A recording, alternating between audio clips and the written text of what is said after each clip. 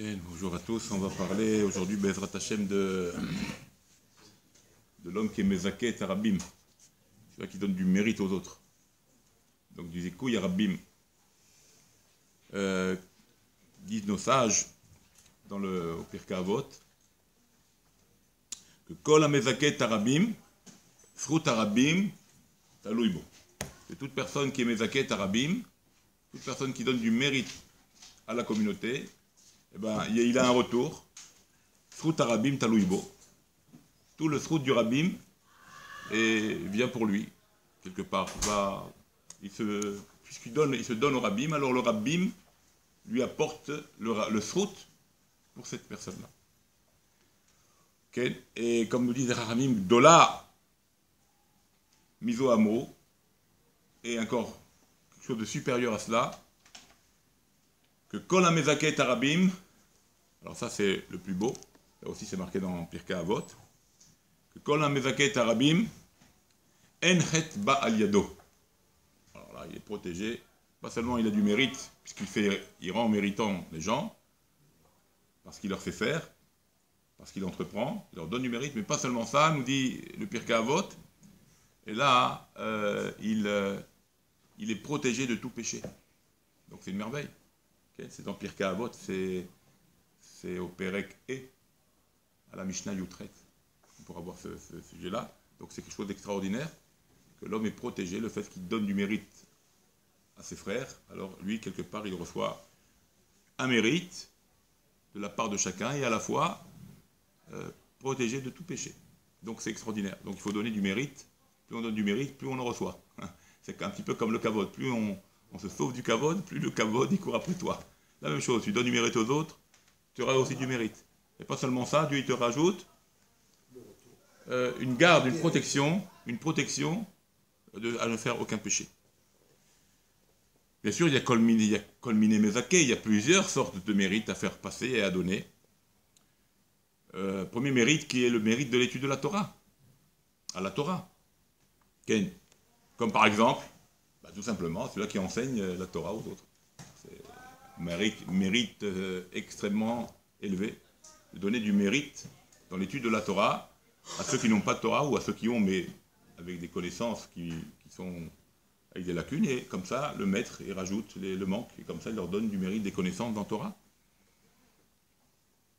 Comme c'est marqué qu'il est Melamed et Ta'am, il enseigne au peuple la crainte de Dieu. C'est quoi la Torah? C'est enseigner la crainte de Dieu, le savoir-vivre, la crainte, l'amour de Dieu. Comment se conduire, comment marcher droit, comment faire les mitzvot. Donc il n'y a pas plus grand que ça. Okay. Comme c'est marqué, Ezoi derer yeshara, Shifror lo Adam. D'accord. Quel est le chemin que devrait l'homme choisir? Bon, il y a ce qui est marqué dans la Mishnah, bien sûr. Mais là, on va voir particulièrement quel est le bon chemin. C'est justement l'idrosh barabim. C'est d'être doresh barabim. C'est-à-dire d'être de d'ivrer Torah, de dire les divrei Torah en public. Parce que chacun profite de divrei Torah.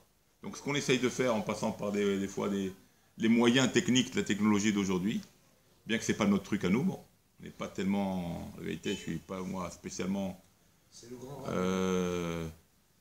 branché avec tous ces trucs-là, parce que on perd quand même beaucoup de temps à mettre en place, à installer, à envoyer.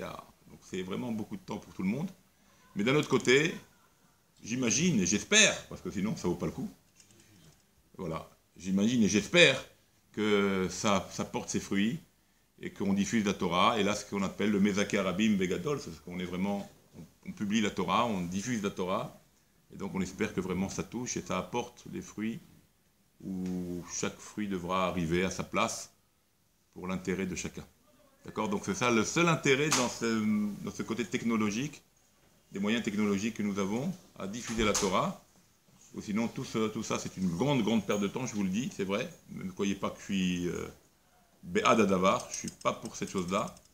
Mais bon, comme on dit, Bédi Abad, c'est les moyens du bord. Aujourd'hui c'est la moyen de diffuser la Torah. Donc on passera par là.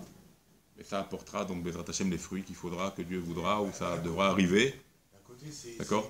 D'un côté, c'est une excuse pour ceux qui... Voilà, mais comme on sait très bien, d'un côté, ça peut être une excuse de ne pas venir au cours, de ne pas ressentir le cours, parce que d'être derrière un écran, c'est bien beau. C'est bien, on écoute un Dvar Torah.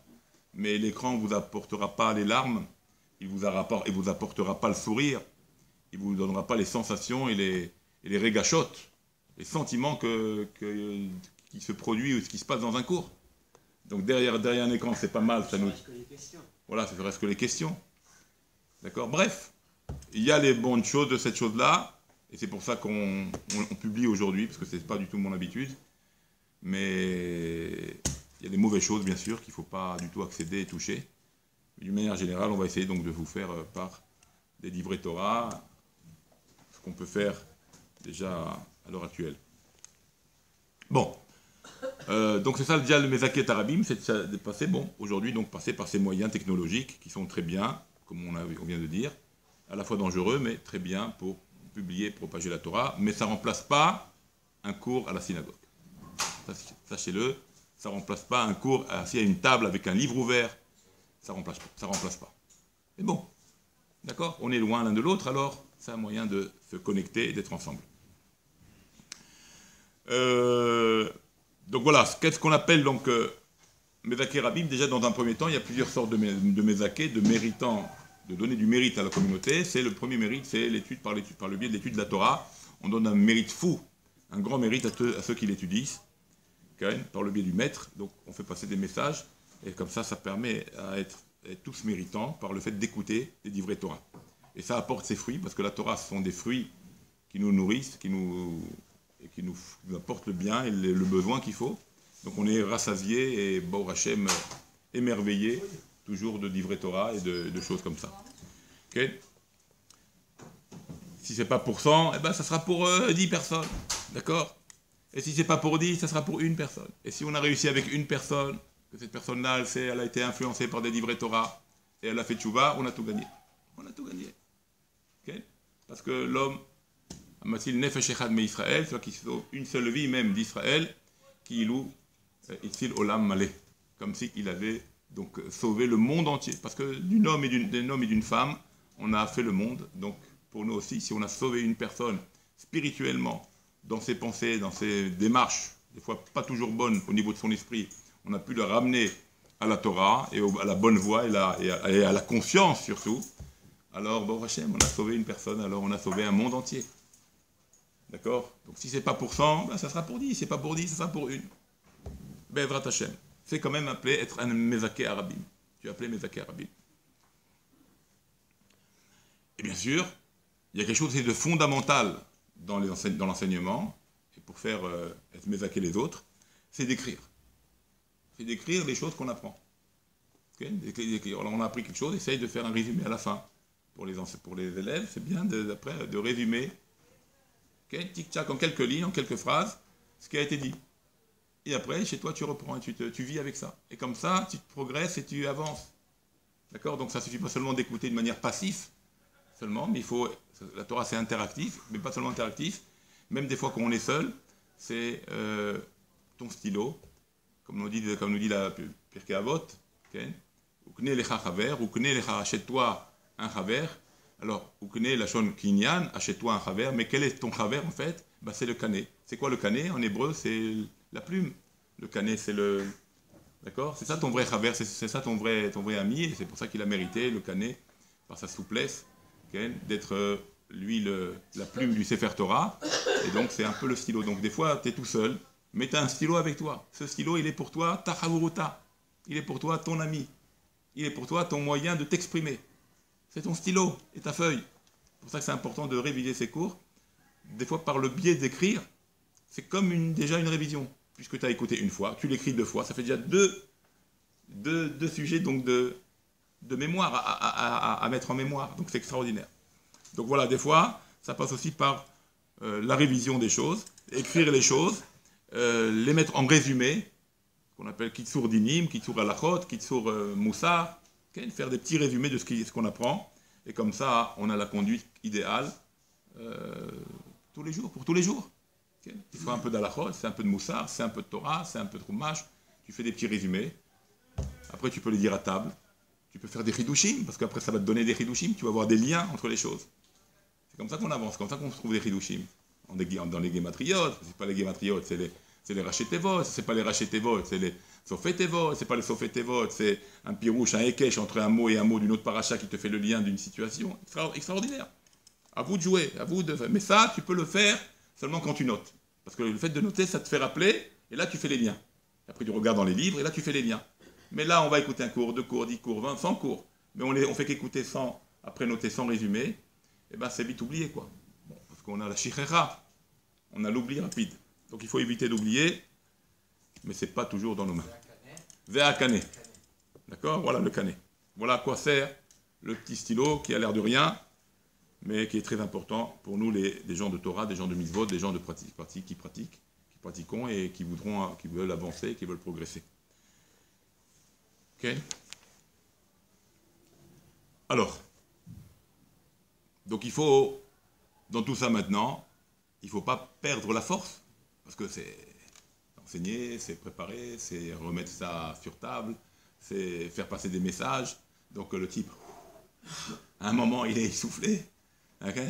Il prend des antibiotiques, et ça s'est essoufflé, le type, il n'a plus de force. Combien il peut? Ah, c'est ça. Alors il faut trouver de la force. Pour enseigner et être mézaké, il faut trouver toujours de la force. Il faut soi-même s'enrichir. Donc il faut, la personne elle-même qui est mézaké tarabim, elle doit aussi s'enrichir. Ou d'un maître, ou de livres, ou d'écrits, afin d'emmagasiner un maximum de données, afin après de faire passer. Et là, plus il fait rentrer, il s'emmagasine, il se charge de cette batterie-là qui le forme, qui le grandit, et plus il peut donner après aux autres, il a la force de donner ce qu'il a. D'accord? Bon, sinon, s'il est toujours au même niveau, donc les élèves ne vont pas monter de niveau, ils vont rester sans monter, sans s'élever. Okay. Donc il faut que l'homme soit fort, il faut qu'il bar koach, ish. Il faut que le corps de l'homme soit fort, de cet homme-là soit fort, et qu'il parle avec sagesse, avec chokhma, afin de faire passer les bons messages. Okay. Et ça, c'est un combat à chaque homme, en fait. C'est ce qu'on vient de dire, c'est pas spécialement donné à un maître d'être le Mézaké Arabim. Okay. Tout le monde a ce niveau de Mézaké Arabim. Tout le monde. Tout le monde est Mézaké Arabim. Pourquoi? Parce qu'il suffit que tu sois le père de famille, et ben, tu es Mézaké ta famille. C'est Mézaké Arabim. D'accord? Il suffit que tu sois dans la rue avec des copains et à la place de parler du dernier foot ou Paris Saint-Germain et celui-là il a rentré le but, parfait, et voilà. Tu dis, c'est vrai. Ça me fait penser à quelque chose, hein, ce ballon-là. Quoi? Ça fait penser à la Terre. Est-ce que la Terre contient? Et comment les gens se font des passes avec des ballons? Et comment les gens devraient se parler, être comme des passes, comme des passeurs, comme des gens qui communiquent? Et comme ça, tu rentres dans un petit hop, tu détournes et tu fais un petit Dvar Torah. Par le biais du ballon, tu peux arriver, en fait, à des paroles qui, comme ce ballon, qui passent de l'un à l'autre et qui font qu'on s'écoute l'un à l'autre et qu'on essaye de s'arranger l'un à l'autre et de s'aider l'un à l'autre et de s'apporter un mieux l'un à l'autre et de marquer le but, d'aller jusqu'au but, qui est le but divin, d'arriver au but divin, de s'approcher de Dieu, d'écouter Hachem. Donc voilà, si on est suffisamment fort et capable d'influencer, on est Mézaké Tarabim, même si c'est pas maintenant toi l'élite d'un Dvar Torah, tu n'as pas les mots qu'il faut, tu sais pas trop parler, c'est pas grave. Tu as influencé ta petite bande de copains au café en bas, ils sont 4-5, tu as parlé de Divrei Torah, à la place de parler de ça, et tout le monde a été intéressé de tes propos, tu as tout gagné. Tu es Mézaké Tarabim. Tout le srout devient pour toi. Tout est pour toi. Et pas seulement il est pour toi, comme on l'a dit, que Mézaké Tarabim, en het ba'al yado, aucun péché, il n'est touché par aucun péché. C'est extraordinaire. Protection totale, la Kadosh Baruch Hu pour toi. Protection totale. Bon, c'est quelque chose. Il faut essayer, Bezrat Hashem, d'aller sur cette... toucher ce but. Rentrer le but. Hein? זאת אומרת, זה מצד אחד זה הגנה כללית, אין חטא בעל ידו, מצד שני. כוח היצר, אין... הבחירה לא ניטלה ממנו. La prière, elle n'est pas enlevée de lui, hein. C'est parce qu'on lui a dit il n'a aucun péché qui sera touché par aucun péché, que le libre arbitre est enlevé. Et il a toujours le libre arbitre. Alors bon, on est toujours en point d'interrogation.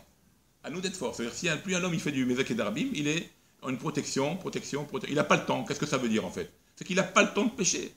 Il n'y a pas de sheimoum. Il n'y a pas d'oisiveté. Quand il n'y a pas d'oisiveté, tu ne peux pas pécher. Pourquoi les haramim dans Pirkei Avot nous ont dit Oev et ta melacha? Pourquoi Oev et ta melacha? D'accord? Pourquoi ouais, t'as mis là? Moi, j'aime le boulot, moi. On veut tous se reposer, nous. On veut tous les pieds dans l'eau. Non, aime le travail, mon frère. Parce que le travail, c'est où la Torah? Pas de problème. Tu es un érudit, tu t'investis, pas de problème. Tu n'as pas le temps de pécher parce que tu es pris par des marchavotes, des pensées, des relations entre les sujets, etc. Ou bien, et aussi, et ou, bon, suivant les individus, chacun comme et ou, d'accord? La parnassa, le travail. Le travail, ça t'évite de pécher. Un type, il est pris, il va au boulot tous les matins. Déjà, il est pris par un... Il sait où il va quand il part le matin. Il a un travail, il répare ses trucs, il nettoie ses trucs, il fait son truc, il fait... Donc déjà, il a ses 6 à 8 heures de travail, il fait pas de péché. Donc c'est ça que ça veut dire. Ouais, Beth Amélara aime le travail. C'est parce qu'on aime le travail pour bon, on ne le vaut pas. C'est pas qu'on aime le boulot, spécialement ce qu'on fait. Mais aime le travail, ça veut dire déjà, quand tu aimes ton travail, bien sûr c'est mieux d'aimer son travail, parce que comme ça tu t'épanouis en même temps. Mais c'est surtout, comme ça tu ne fais pas de péché. Parce qu'un homme, il ne peut pas rester 24 heures assis avec une étude. C'est impossible. Il lui faut une occupation de toutes les façons. Alors quelle va être son occupation? Alors pour certains, c'est peut-être le sport, c'est aussi un moyen de grandir, de s'épanouir, de se faire du bien, pour son corps, pour son âme. Parce que le sport aussi, même si ça a l'air que pour le corps, mais c'est aussi pour oxygéner notre âme, notre cerveau. Donc ça fait un bien quand même. Mais si c'est le type, il n'est pas sportif, qu'est-ce qu'il va faire? Eh bien, travail. Si c'est un travailleur, mais qui travaille, il grandit dans ça, il ne fait pas de péché. D'accord? C'est le sheimoum qui m'évite à Avera. C'est l'ennui. Pas savoir quand tu te lèves quoi faire. Qu'est-ce que je fais ce matin? Où je vais ce matin? Qu'est-ce que je vais faire ce matin? Où on va? Ni synagogue, ni tfila, ni... Je parle pas de ça vers là. Alors il ne fait rien de tout ça. Alors s'il n'a pas en plus de travail, mais alors c'est le péché du matin au soir, du soir au matin. Qu'est-ce qu'il peut faire? Il peut penser très même. Un homme, il fait que penser à faire encore des combines. Donc s'il n'a pas de travail, et c'est ça malheureusement, ce qu'on voit aujourd'hui, malheureusement. Toutes ces jeunesses-là, qui quittent l'école, qui quittent les écoles à un âge pré-zman, c'est-à-dire, d'accord? Pas arrivé à la maturité de son âge, ils quittent à 15 ans, ils quittent à 14 ans, ils sont dans la rue, ils disent « Ouais, je vais faire du business », ouais, mais personne ne les prend à 14 ans, ou on les exploite à 100%. Donc ils veulent, soi-disant, faire du pognon en disant « On va travailler à 14 ans ». Mais c'est pas parce que les parents c'était pauvres, comme nos parents à nous, que là, le père, il a dû travailler parce que c'était le seul à travailler, il avait 12 ans ou 13 ans, il bosse, le pauvre, le père, pour tenir toute une famille, parce que c'était des awalis et des pauvres. Aujourd'hui, les Baruch Hashem, les parents sont bien, ils sont installés, et les gosses quittent l'école, 14 ans, 15 ans. Comment? Et c'est ça, ils ne veulent pas travailler. Ils ne veulent pas travailler. Mais le problème, c'est ça le problème. D'accord? C'est pas qu'ils veulent pas, c'est pas seulement ça, c'est que quand on ne veut pas travailler, eh ben on fait des péchés. Et c'est ça la jeunesse qui se passe aujourd'hui. Les gosses, ils sont pris par des bêtises. Par des bêtises. Si c'est l'alcool, malheureusement, si c'est pas l'alcool, c'est bon, c'est ce que on a, les samim et toutes ces choses-là. Et pourquoi? Parce que c'est l'oisiveté, le type il bosse pas. Il n'est pas intéressé par quoi que ce soit. Tu comprends? Donc il n'y a pas ce corps-là, cette force-là d'enseigner, de vouloir apprendre, de vouloir avancer, de vouloir progresser. Et automatiquement, l'homme il faiblit. Et voilà, il tombe dans les erreurs. C'est pour ça qu'il faut ou travailler, ou bien, comme j'ai dit, et étudier, ou étudier, si c'est des avréchim, mais l'homme est chané. Il faut s'occuper. Il faut toute la journée être occupé. Toute la journée, il faut être occupé. Même la nuit, il faut être occupé. Ouais. Okay. Les shakachatabon. D'accord. Donc, Bezrat Hashem, on va souhaiter tous d'être bien occupés, de donner du mérite à nous-mêmes d'abord, et à nos frères, et être protégés de tout péché, parce que la Torah témoigne que tu seras protégé de péché quand tu seras Mezaket Arabim, parce qu'en fait, pourquoi? Parce qu'un Mezaket Arabim, il n'a pas le temps de s'arrêter. C'est ça, Mezaket Arabim. Il n'a pas le temps, et comme il n'a pas le temps, il ne peut pas être dans le péché. Alors ça n'enlève pas le libre arbitre, parce que s'il s'arrête, il peut arriver au péché. Mais comme il est Mezaket Arabim, il donne du mérite à tout le monde, alors il ne peut pas être pris par le péché. Il n'a pas le temps de faire ses ch'touillottes. Il est trop investi dans ce qu'il fait, que ce soit dans un travail, de faire mériter les gens, d'aider les gens, moralement, même d'apprendre à quelqu'un un travail. Même d'apprendre à quelqu'un un travail. La Gemara nous dit que les Chachamim enseignaient à leurs enfants toutes sortes de métiers, de corps de métiers. Apprends, mon fils, pas grave. On en a toujours besoin d'un métier. Toujours besoin. Un jour, on ne sait pas dans la vie. Tu vas dans un nouvel pays, un nouveau Médina, une nouvelle ville. Hop, tu sais faire quelque chose. Hop, ils te prennent. Même si toi, tu ne veux pas faire ça. Mais au moins, tu as un dépannage dans tes mains. Tu te dépannes. Ne soyez pas, Hazvé Shalom, ne laissez pas. Il faut essayer de tout faire pour que nos enfants apprennent quelque chose. Il y a des stages aujourd'hui, ne laissez pas comme ça traîner à traîner. Ou c'est la yeshiva. C'est pas la yeshiva qu'il a quitté l'école. Alors proposez-lui un stage, un cours, un stage, afin qu'il complète son manque, ses lacunes. Et comme ça, il apprend quelque chose qu'il aime, éventuellement qu'il aime. Parce que même ça, aujourd'hui même ça, qu'est-ce que tu veux faire? Oh, on ne sait pas. Ils ne savent même pas eux-mêmes qu'est-ce qu'ils veulent. Ils ne savent pas ce quoi faire de la vie. Alors, Bezrat Hashem, il faut savoir encourager. Et c'est ça le Mezaket Arabim dans tous les domaines. Dans tous les domaines. Ce n'est pas qu'un domaine de Torah uniquement. C'est dans tous les domaines. Parce que quand on fait attention dans tous les domaines, alors on est protégé dans tous les domaines. Et on réussit dans tous les domaines. C'est ça être Mezaké et avoir ce mérite nous-mêmes que Dieu nous protégera par toutes ces choses-là si on aide dans tous les domaines nos frères juifs. Amen, Kenny Rasso.